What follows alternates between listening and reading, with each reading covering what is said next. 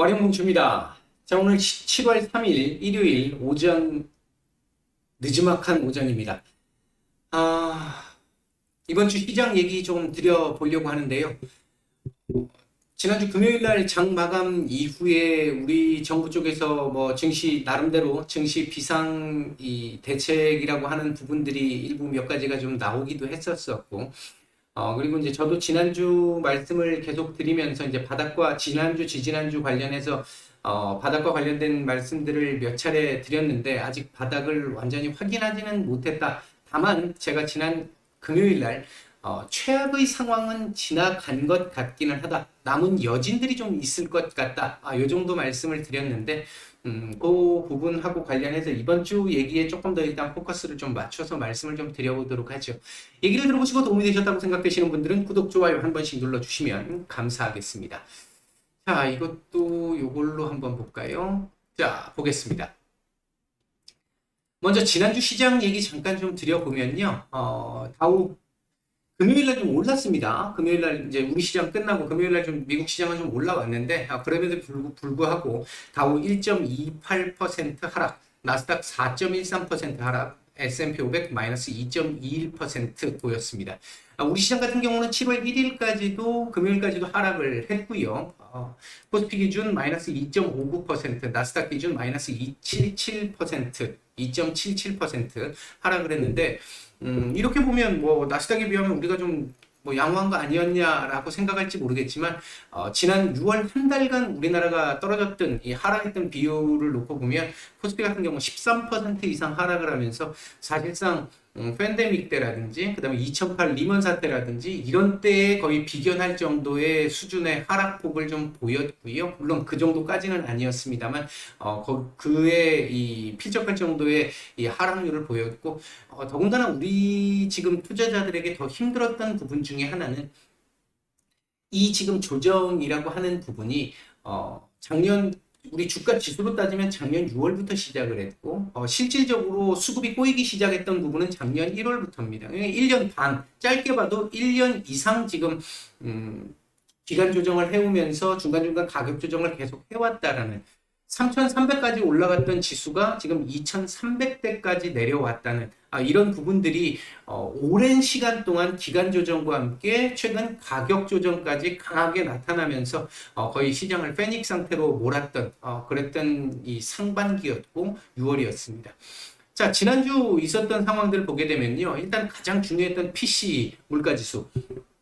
일단 다들 들어보셔서 아시겠지만 간단하게만 말씀을 드리면 일단은 헤드라인 PC는 여전히 높은 상태 그대로 유지인데 더 이상 이 상승폭을 더 키워나가지는 않는 정도의 수준이었고요. 그 다음에 이제 가장 중요한 연준이 가장 중요하게 보고 있다고 하는 핵심 PC 같은 경우는 일단은 이 상승폭을 조금 줄여주는 그러면서 4.7%까지 예상치 수준까지 내려오면서 일단 안도할 수 있는 정도의 수준은 됐습니다. 물론 여전히 절대적인 수치는 매우 높기 때문에 목요일날 이거 발표 이후에는 그 절대적인 수치가 높다는 거에 조금 더 시장이 반영을 했었던 부분이 좀 있었었고요.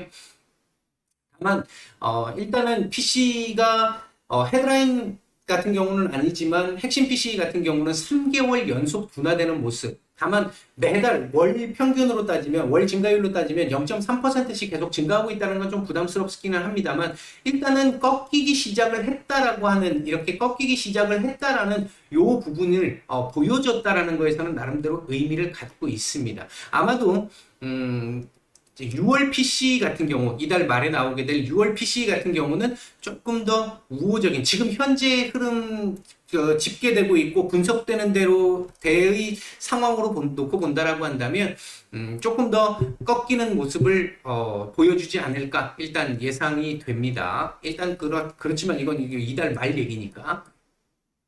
그 다음에 이제 소비자 신뢰 지수 같은 경우도 100 이하로 내려오면서 상당히 이제 이 위험한 수준을 좀 반영하기 시작을 했었고 기대 인플레가 다시 또 급격하게 올라가면서 여기에 충격이 좀 컸었죠. 이 부분에 충격이 좀 컸었고 지금 중요한 부분은 인플레가 꺾여야 된다는 게 가장 중요한 부분입니다. 왜냐하면 지금 시장에서 가장 주식 시장에서 가장 지금 메인으로 보고 있는 부분은 금리 인상입니다. 금리 인상의 이 속도가 너무 빠르다라는 거잖아요. 이 속도가 너무 빠르다 보니까 경기 침체 우려가 빠르게 또 지금 최근에 나타나고 있는 거고. 지금 중요한 건 금리 인상 속도가 지금 좀 줄고 아니면 조금 더 한 발 더 나간다고 한다면 금리 인상이 이제 더 이상 끝나면서 완화 정책 쪽으로 또 다시 바뀌는 시점, 뭐 이런 부분들을 지금 시장이 기대를 일부 조금 하고 있는 부분이 있는데, 기대 인플레가 이렇게 올라간다라고 한다면 사실 뭐 그 부분이 또 물 건너간 거 아니냐, 또 아직 멀은 거 아니냐, 계속해서 연준의 공격적인 금리 인상은 계속되는 거 아니냐라는 불안감이 크게 작용을 했던 부분들이 있었고요. 1분기 미국 GDP 같은 경우도 마이너스 1.6%로 확정치가 잠정치보다 또 더 내려간 상황이 나왔고, 2분기 예상치 역시 마이너스로 떨어지게 되면서 떨어진 발표가 나오기 시작을 하면서 두 달 연속 침체, 두 분기 연속 침체, 우리 이론적으로 따졌을 때 경기 침체로 명명할 수 있는 그런 상황이 오는 거 아니냐라는 거에 대한 어떤 불안감, 두려움, 이런 부분들이 시장에 좀 많이 작용을 했었습니다. 여기에 우리 시장 이제 금요일 마감을 하고, 미국 시장에서 이제 ISM 제조업 지수가 나왔는데, 이거 역시도 경기 지표 둔화되는 모습들이 나왔고요. 이 부분은 계속 말씀을 드렸던 부분이에요. 당분간은 계속해서 경제 지표들은 안 좋게 나올 수밖에 없습니다. 이건 중국하고의 사례를 통해 가지고 제가 한번 말씀을 드린 적이 있잖아요. 아직은 뭐 계속해서 지금 저점을 향해서 가야 되는 상황입니다. 아직 경기 자체는요. 그래서 아마 지표는 당분간 조금 더 안 좋게 나올 가능성은 높습니다. 계속해서. 그다음 이제 6월 수출입 동향, 이건 우리나라 건데, 우리나라도 이제 역대 최대 이 무역 적자가 나오기 시작을 하고, 중국과의 무역에서도 적자가 계속해서 나타나기 시작을 하고, 이런 부분들이 우리 한국 사회의, 그러니까 한국 경제의 이 기초 체력을 조금 떨굴 수 있다라고 하는 우려, 이 부분 때문에 외국인들의 매도가 나오면서 우호적이었던 환율이 금요일 날 우호적으로 출발했던 환율이 장중 상승 전환하는 상황까지 올 정도로, 일단 우리나라 경제 자체도 글로벌 경기가 둔화되기 시작하면 내가 팔아서 먹고 살아야 되는 나라 입장에서는 소비 둔화가 상당히 아플 수밖에 없는 그런 상황이 되다 보니까 지난 한 주 역시 우리 시장 굉장히 좋지 않았던 모습을 보였습니다. 역대급 상반기의 결과가 나왔다.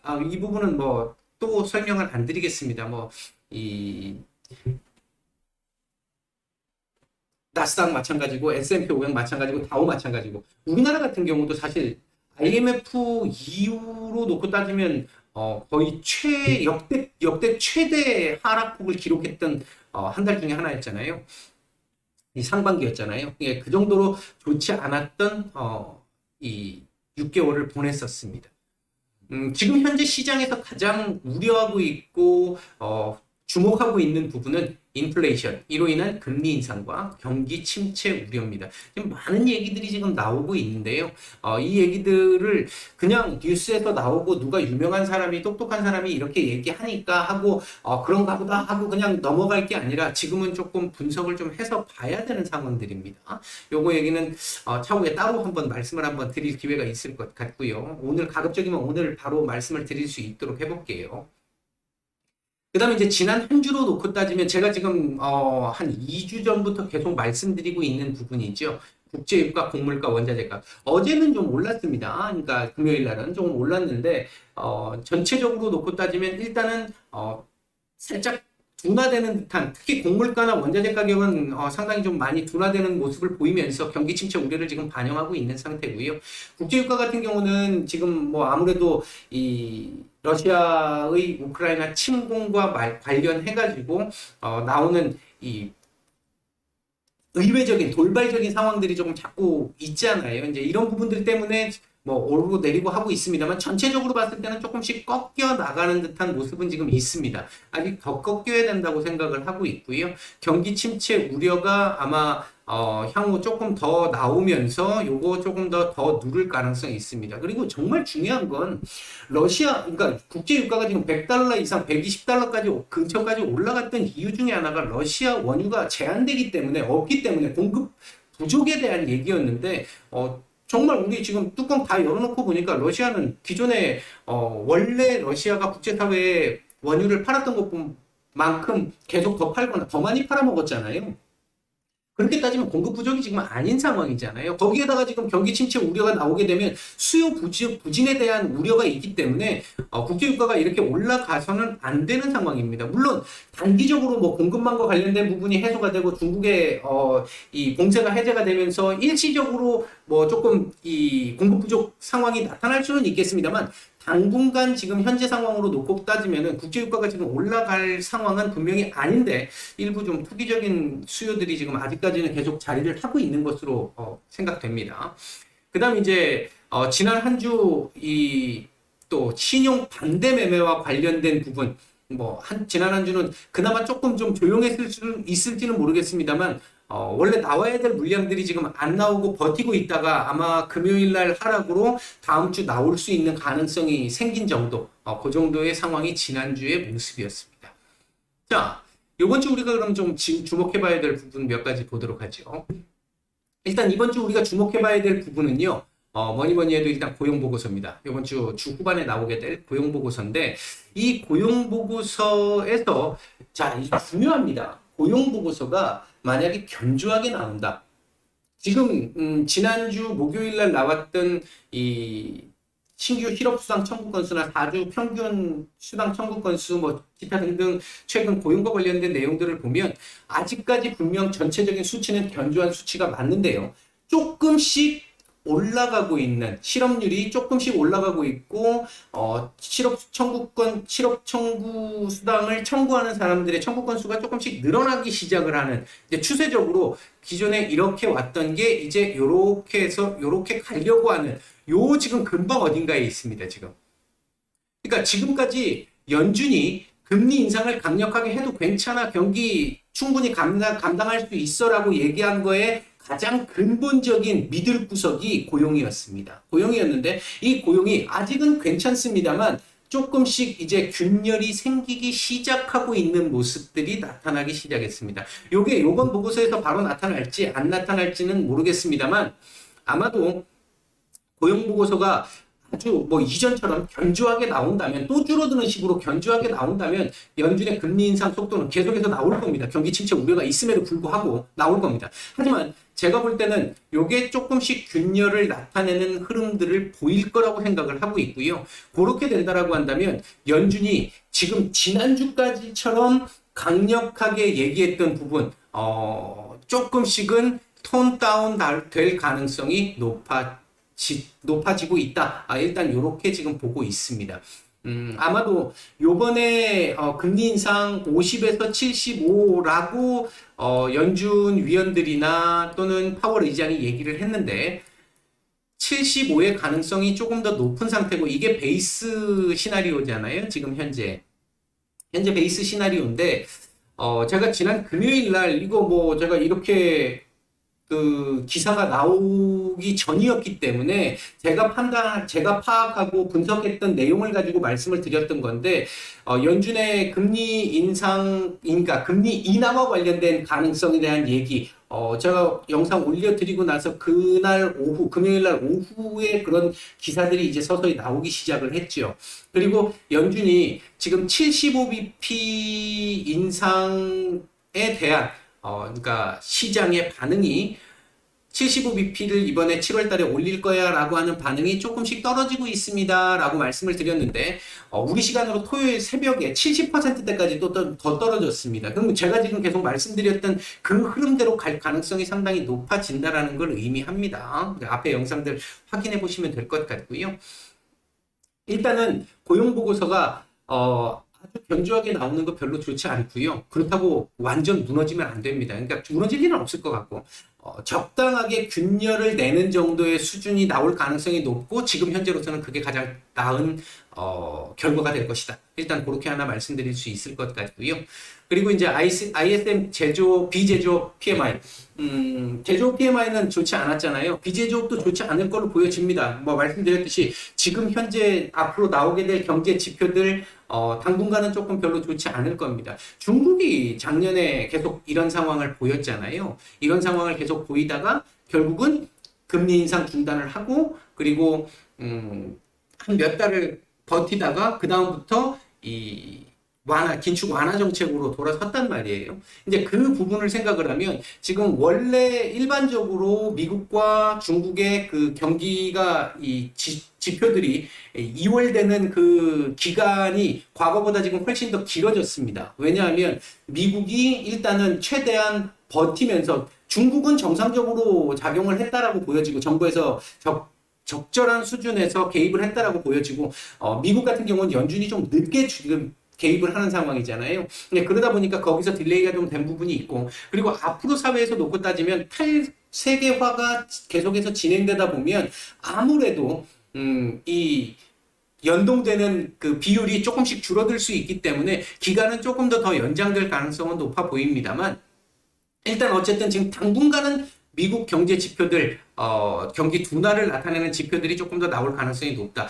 주택 관련 지표들 제가 올 초부터 조금 둔화되는 지표들이 앞으로 나올 겁니다라고 말씀을 드리고 나서 계속 둔화되는 게 나오고 있고 아직도 둔화되고 있는 모습들이 나오고 있잖아요. 아마 미국의 주택 경기 지표 같은 경우도 올 하반기 저 끝으로 가면 그때부터 돌아서는 모습들이 좀 나올 가능성이 있습니다. 이제 지표가 바닥을 찍을 가능성이 있어요. 어쨌든 뭐 그렇게 보여지는 부분이 있고요. 이번 주는 요건 지금 일단 시장이 안 좋을 거라고 충분히 예상을 하고 있는 상태일 것으로 보고 있고, 요 부분이 어떻게 나오느냐에 따라서 일단 요번 주 말 또는 다음 주, 이 시장의 방향이 조금 더 결정이 날 가능성이 좀 높습니다. 그 다음에 요번 주 이제 연준 위원들의 발언 계속 이어지게 되는데, 요번 주에는 존 윌리엄스, 이 뉴욕 연은 총재라든지, 블라드 총재라든지, 이런 이제 굵직굵직하게, 이 발언력이 있으신 분들 발언이 좀 있습니다. 그래서 그 부분들 좀 지켜봐야 될 것 같은데, 아마도 지금까지 연준 위원들의 어떤 그 대응이라는 부분을 놓고 본다라고 한다면 이번 주에 발표가 될 연준 위원들의 발언도 75bp 쪽에 조금 더 방점을 찍을 가능성이 높고요. 그런 가운데 경기 침체 우려가 경기 침체될 걸로 보지는 않는다라고 계속 얘기는 할 테지만 는 조금 다운될 가능성은 조금 있습니다. 일단은 이제 그런 정도 보고 있고, 그렇게 된다라고 한다면 시장에서는 경제 침체에 대한 우려가 반영된과 동시에 한쪽에서는 금리 인상의 속도가 늦어질 수 있다라는 얘기들도 동시에 나오게 될 겁니다. 양날의 검이 같이 나오게 될 거예요. 그 다음에 이제 본격적으로 이제부터 아마 반영이 돼야 되게 될 실적 둔화 우려 어느 정도 우리 알고 있습니다. 알고 있는데 아직 컨센상에서 하향되지 않았죠. 앞으로 하향이 될 겁니다. 그러면 또 주식시장 또 떨어지는 거 아니야? 물론 그럴 가능성 충분히 있죠. 아무래도 악재니까. 근데 현재 우리 시장 기준으로 놓고 따지면요. 미국도 어느 정도는 비슷한데 우리 시장 기준으로 놓고 따지면은 지금 여기서 기존에 나왔던 가이던스에서 한 10% 정도 가이던스가 밑으로 밀린다라고 해도 지금 주가가 저평가 구간입니다. 그만큼 우리 지금 주가가 많이 떨어졌다는 걸 말씀드리고 싶은 거죠. 그러니까 분명히 호재는 아니고 악재입니다. 악재지만 시장이 이미 선행해서 상당 부분 이상 그 원래 반영해야 될 이상 그 이상을 반영을 하고 있는 상태이기 때문에 영향은 조금 제한적이지 않을까. 다만 이게 이제 주가를 우리는 지금 기대하고 있는 게 주가도 그렇고 지수도 그렇고 올라가는 걸 바라고 있는 입장이잖아요. 이런 입장에서 놓고 봤었을 때 당장 이걸 올리기는 좀 쉬운 상황은 분명히 좀 아닌 상황이다 라는 말씀을 좀 드리고 싶은 거고요. 더 이상 이것 때문에 또 충격적으로 약간씩 밀릴 수는 있겠습니다만 충격적으로 6월 달에 이렇게 밀렸던 것처럼 이런 식의 밀림은 이제는 어느 정도 지나가지 않았나 일단 그렇게 보고 있는 부분이 있고요. 그리고 이제 계속 지켜봐야 될 부분은 국제 유가입니다. 일단은 러시아가 오데사 항구 쪽을 일단 오픈을 했다는 얘기가 한번 들렸다가 그날 오후에 또다시 아파트에다 미사일을 쐈네 어쩌네 얘기들이 지금 나오고 있어서 곡물가도 그렇고 국제 유가도 그렇고 아직까지는 흔들거리고 있는 부분들이 좀 있습니다만 전체적으로 놓고 따졌을 때 이제 7월인데 아마 7월 중순 정도쯤 되면 이게 좀 자꾸 바이든 대통령의 리더십이 자꾸 떨어지고 있는 얘기들이 너무 많이 나오고 있고 실제 지금 그런 모습들이 너무 많이 보이고 있어서 조금 좀 그렇기는 합니다만 일단 7월 중순 정도에 중동 순방을 통해 가지고 사우디뿐만 아니라 중동 전체 지역 산유국들의 증산을 좀 요구하겠다라고 얘기를 했는데 일단 중동 국가들이 전반적으로 뭐 우리 지금 맥시멈이야 더 이상 생산할 여력이 안 돼 이렇게 지금 얘기하고 있는 부분들도 있고 해서 어떻게 이 부분을 좀 조율을 하고 해결을 할지 그거는 조금 지켜봐야 될 것 같습니다만 전체적으로 제가 일단 판단할 때 국제유가는 조금 지금은 떨어져야 되는 상황일 것이라고 저는 판단을 하고 있습니다. 그리고 이제 중요하게 또 봐야 되는 것 중에 하나는 국채금리인데요. 지난주 금요일 날, 그러니까 미국 시장 금요일 날 국채금리가 3% 밑으로 다시 떨어졌습니다. 이제 전형적으로 경기 침체 우려를 반영하고 있다라고 볼 수 있겠고, 정상적으로, 제가 볼 때는 정상적으로 지금 내려가고 있는 상황입니다. 그러니까 국채금리가 지금 정상적으로 내려가고 있다라는 얘기는 시장의 경기 침체 우려가 어느 정도 지금 상당히 이 공감대가 형성되어 있는 상태다. 이 공감대가 상당히 형성되어 있는 상태다라고 한다면은 금리 인상에 있어서 분명히 연준은 부담을 느낄 수밖에 없다. 지금 우리에게 중요한 건 제가 이거 몇 차례 말씀을 드렸습니다만 과거에는 금리를 올리게 되면 3년에서 4년에 걸쳐서 25bp씩 계속 올리는 거였잖아요. 원래 이제 금리 인상을 할 때 이런 식으로 올리잖아요. 이제 그렇지 못했던 몇몇 구간들이 있었죠. 한 번에 뭐 100bp를 올렸던 때도 있었었고 했는데 지금 시점에서 우리에게 중요한 게 뭐냐면 이 당시는 25bp씩 올릴 건데 앞으로 3, 4년 동안 계속해서 꾸준하게 25bp씩 올릴 거야 라고 이제 시장이 알고 있어요. 이런 시절에는 첫 번째 금리 인상을 할 때가 가장 두렵고 무섭죠. 이제 시작하는 단계니까. 근데 두 번째, 세 번째 금리 인상하기 시작하면서부터는 시장은 다 그걸 반영하고 있습니다. 그러니까 그 뒤부터는 얘는 큰 역할을 못하는 거죠. 근데 지금 우리는 어떻냐? 작년 하반기 때, 그 9월, 10월 그때 무렵쯤, 첫 번째 금리 인상까지가 무섭지, 첫 번째 금리 인상 끝나고 나면 그때부터는 크게 문제 안 될 겁니다. 라고 말씀드렸던 거에 근거가 요거였는데, 그렇지 못했잖아요. 그랬던 이유가 뭐였냐면, 3월에 첫 금리 인상을 하면서 25bp를 올렸거든요. 그러면 그 다음번 금리 인상에서도 25를 그대로 올리는 쪽으로 이대로 그냥 쭉 흘러가요. 과거처럼 이렇게 흘러가라고 생각했으면 그렇게 진행이 됐거나 그렇게 시장이 예상을 했으면 문제 안 됐습니다. 뭐 시장 이렇게까지 문제될 거 없었을 거고요. 했는데 문제는 이렇게 해놓고 그 다음에 50을 올려야 될 수도 있을 것 같은데 라는 얘기가 나오는 와중에 러시아의 우크라이나 침공이 있었고 그 사건의 여파로 그 다음 금리 인상이 75bp까지 올라가 버렸잖아요. 이걸 당연시하게 받아들이는 상황이 왔잖아요. 제가 그때 뭐라고 말씀드렸어요. 6월 달에 75 올릴 가능성이 높아 보이는데 이거 올리게 되면 반드시 경기 침체 얘기 나올 거라고. 어쩔 수 없다고 이제 연준이 두 마리 토끼를 나름대로 이렇게 적절하게 잘 조절을 해서 잡았어야 되는데 이거 75 올린다는 얘기는 한쪽으로 완전히 기운다는 얘기가 되는 것이고 그렇게 되면 경기 침체 우려는 나올 수밖에 없다. 그 말씀을 제가 5월부터 계속 드렸잖아요. 근데 이제 그 지금 상황이 지금 온 거고요. 이 지금 75까지 얘기가 나온 다음 그 다음도 지금 75잖아요. 이번 달. 이번 달도 75 지금 얘기가 기본 베이스잖아요. 이게 오히려 지금 잘 되는 거라는 거죠. 75인 상태인데 고용보고서에서 만약에 조금 균열이 생기기 시작한다. 경제 지표들 계속해서 안 좋게 나오기 시작을 한다. 그런 가운데 국제유가 조금씩 잡히기 시작을 하고 국채금리 조금씩 떨어지기 시작을 한다.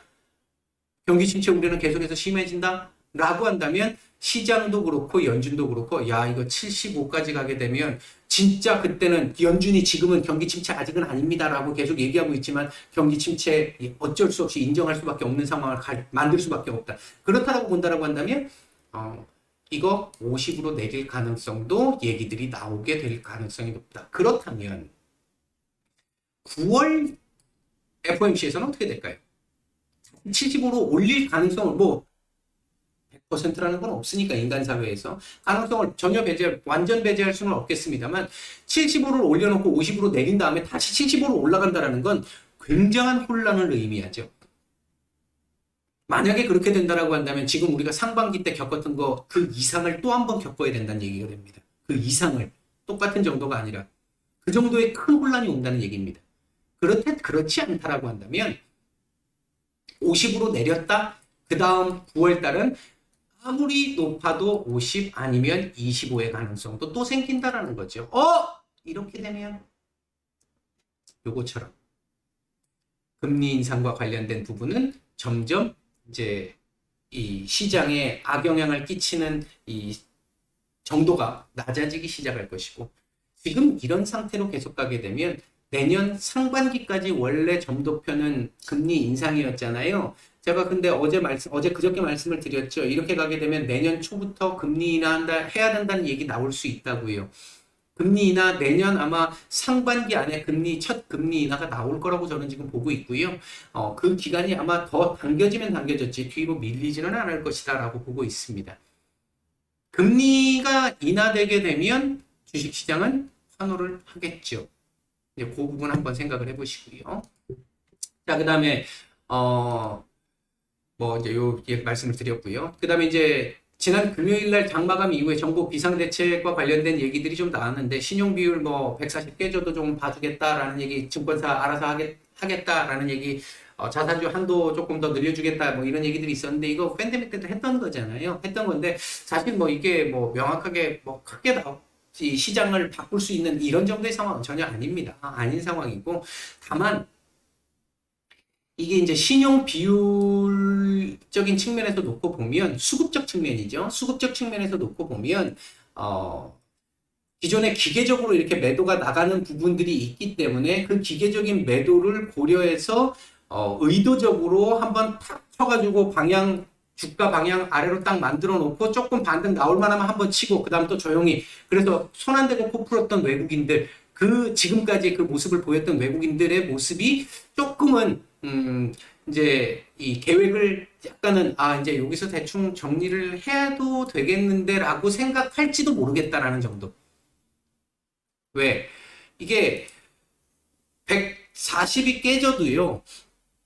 그러니까 증권사에서 조금 봐준다 하더라도 며칠만 봐줄 수도 있고요. 아니면 135까지만 우리는 봐줄게 이렇게 할 수도 있습니다. 그래서 이게 영향이 크지 않을 수 있습니다. 크지 않을 수 있는데 대신 며칠은 버틸 수 있잖아요. 버티는 상황에서 만약에 시장이 정말 너무 안 좋아가지고 계속 내려 찍어야 되는 이런 상황이 나오게 된다 그러면 어쩔 수 없겠습니다만 제가 판단할 때 완전 최대의 피크가 지나간 상황 그리고 한 번에 지금 신용 반대매매 대규모 신용 반대매매 물량을 받아내야 되는 게 한 번은 남았다는 말씀을 지금 6월 23일 이후로 계속 드리고 있잖아요. 그 한 번이 지금 지난 금요일이 아니었을까 생각을 했는데 미국 시장 올랐잖아요, 지금. 그러면 월요일날 우리 시장이 일단 오르고 시작을 할 수 있어요. 다만, 여기서 다시 한 번 더 끄집어 내려가지고 그 물량을 받아낼 것이냐, 이번 주 초반에 그 물량을 받아낼 것이냐, 아니냐 여부는 일단 좀 지켜봐야 될 부분이 좀 있을 것 같습니다. 일단 그게 지금, 가장 큰 화두고, 그거까지만 지나가고 나면 여지는 있겠지만, 그러니까 조금씩 더 밀리는 상황도 나올 수 있고 할 겁니다. 할 테지만, 지금 우리가 6월 달에 겪었던 이런 상황은 일단은, 피크는 지나간 것으로 저는 판단을 하고 있고, 분석하고 있고, 그 피크가 지나갔다라고 한다면, 그 다음부터는 이제 준비를 조금씩 해야 되는 상황이 아닐까, 일단 그렇게 보고 있습니다. 요번 주도 일단은, 지난주와 같이 2260에서 2410을 지금, 제가 가져왔는데, 일단 지난주에도 말씀을 드렸습니다만 2280짜리가 일단 한번 걸릴 수 있는 자리가 있긴 있어요. 그리고 밑으로 계속 지지 라인들은 있습니다. 근데 지금 워낙 차트가 안 먹는 상황이다. 이 상황이 계속 진행되다 보니까 사실 조금 좀 의미가 많이 약해지기는 했습니다만 일단은 요 정도 자리 전후쯤에서는 어느 정도는 일단 바닥은 좀 잡아내지 않을까. 일단 그렇게 보고 있고 대신 급반등이 나오기는 어렵다. 지금은 시장 안정화 더 이상 이제는 떨어지지는 않겠구나라고 하는 그 시장 안정화 그리고 사람들의 그러한 투심 그게 지금은 조금 더 필요하고 중요한 구간이다. 일단 이렇게 말씀을 드리고 중요한 건 엊그저께도 말씀을 드렸지만 13일 날 나오게 될 CPI고요. 일단 CPI는 조금 우리 주식시장에는 조금 우호적인 흐름이 나오지 않을까. 정도의 차이지. 만족을 할 수 있을 정도냐, 만족하기는 좀 어려울 정도냐, 그러니까 쇼크냐, 서프라이즈냐의 정도의 차이. 그 정도의 차이는 있겠지만 전체적으로 우호적인 흐름이 나오지 않을까 일단 그렇게 보고는 있습니다. 이번 주 키워드는 국제유가, 국채금리, 고용보고서, 금리 인상, 환율 이런 정도를 잡았고요. 이번 주는 조금 그 준비를 하는 한 주를 해보면 어떨까? 지난주에 제가 2차 전지 말씀드렸는데 2차 전지 너무 안 좋았고요. 조선 말씀드렸는데 조선은 상당히 괜찮았던 모습이 있었었고 뭐 그다음에 신재생 같은 경우도 지난주 좀 괜찮았었잖아요. 이게 요번 주는 이제 이 한 주 아마 관망을 하면서 시장 돌아가는 상황을 보면서 다음 어떤 섹터를 좀 준비해야 될지를 좀 준비를 해야 되는 한 주를 좀 잡아보면 어떨까 싶어서 일단 이번 주는 관심 섹터를 두지 않았습니다. 시장을 조금 더 보자. 시장에 조금 더 집중하자. 일단 기본적으로 이런 정도까지 말씀을 드리고 오늘 이번 주 시장 전망에 대한 말씀은 정리하겠습니다. 마치겠습니다.